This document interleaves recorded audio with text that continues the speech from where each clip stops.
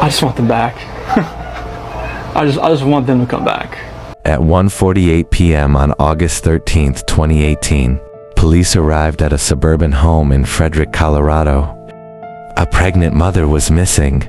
Her 2 daughters were gone. Her phone, purse, medications, and car were still there. And standing in the doorway was the husband who claimed he had no idea where his family was. Within days, the truth behind that house would shock the world, because investigators would discover this was not a disappearance. It was the deliberate destruction of an entire family. This is the fact-based story of the Chris Watts case, built from court records, police documents, and confirmed evidence. And at the center of it are the real victims: Shanann Watts, Bella Watts, Celeste Watts, and unborn baby Nico.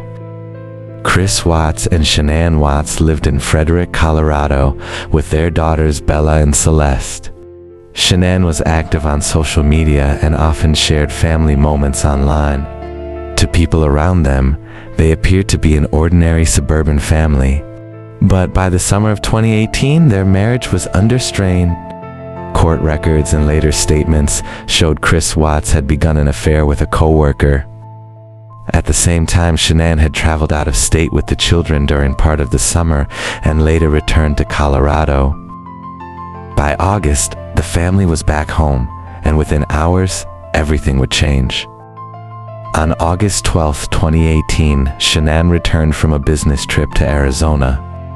Her friend dropped her off at the Watts home in the early morning hours of August 13th. That drop-off was captured on neighborhood surveillance and later became key evidence. It is one of the last confirmed sightings of Shanann alive. What happened inside the home after she entered has never been fully independently witnessed. What is confirmed is this: after Shanann entered the home, she was never seen alive again. Later that morning, Chris Watts left for work. He drove to an Anadarko petroleum oil site where he was assigned. And by midday, concern about Shanann had already begun. One of the most important people in this case was Shanann's friend, Nicole Atkinson. After Shanann missed a scheduled medical appointment and could not be reached, Nicole became alarmed. This mattered because friends knew Shanann was pregnant, communicative, and unlikely to disappear without notice. Nicole went to the Watts home. She found Shanann's car still in the garage. That was a major red flag. If Shanann had voluntarily left, why was the vehicle still there? Nicole contacted law enforcement. At approximately 1:48 p.m., officers responded for a welfare check. That response in the body... It wasn't like an argument. We had an emotional conversation, but I'll leave it at that. But it's... I just want them back. I just want them to come back. And if they're not safe right now, that's what's tearing me apart. Because if they are safe, they're coming back. But if they're not, this has got to stop. Like, somebody has to come forward. Shanann, Bella, Celeste, if you're out there, just come back. Like, if somebody has her, just please bring her back. I need to see everybody. I need to see everybody again. This house is not complete without anybody here. Please bring her back. Police entered the home with Chris Watts present. Shanann's purse was there, her medications were there. Her phone was later located in the house. The family vehicle remained in the garage. Chris Watts told officers he did not know where his wife and daughters were. There was no clear sign that a pregnant mother had packed up 2 children and left voluntarily. He suggested they may have gone to a friend's house, but there was no confirmation of that claim. Investigators also noted Chris Watts' demeanor during portions of the interaction. Soon, neighbors were asked if they had surveillance footage. That request would become a turning point. A neighbor, Nate Trinastish, had a surveillance camera facing the street. Police and Chris Watts reviewed footage inside the neighbor's home. The video showed Chris backing his truck into the driveway during the early morning hours. That was unusual enough to draw attention. As the footage played, investigators watched both the screen and Chris Watts. The recording did not publicly show everything investigators may have inferred, but it became part of the growing evidence timeline. Soon after his family was reported missing, Chris Watts gave a local television interview.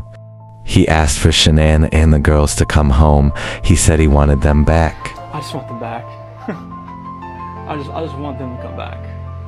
But public reaction was immediate that many viewers felt the interview seemed unnatural. But investigators already had something stronger than opinions: timeline issues, missing items that should not have been left behind, surveillance evidence, and statements that were not aligning. As detectives continued questioning, Chris Watts agreed to a polygraph examination. Afterward, investigators told him they did not believe he was being truthful.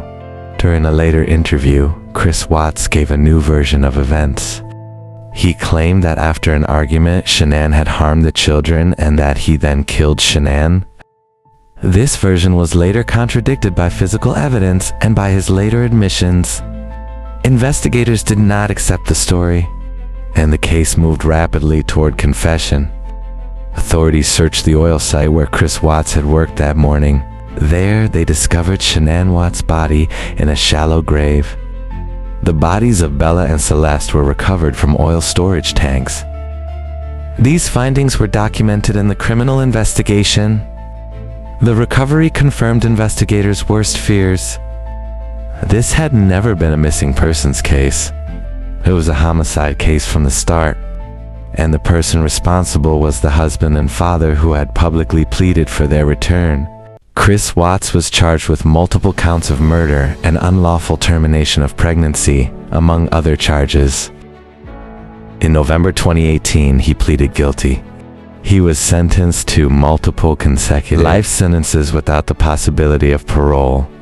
At sentencing, family members of Shanann spoke directly about the loss.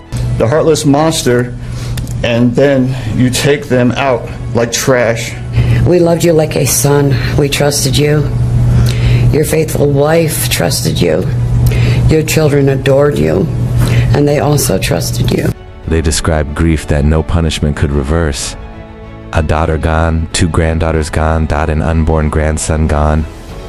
This case generated enormous public attention. With that attention came rumors, speculation, and conflicting retellings.